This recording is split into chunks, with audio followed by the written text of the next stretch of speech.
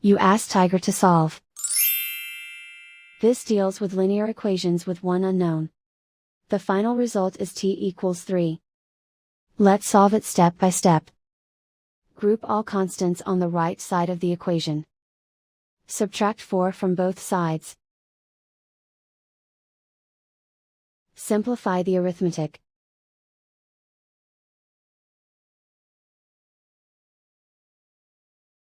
Isolate the t. Divide both sides by 15. Simplify the fraction.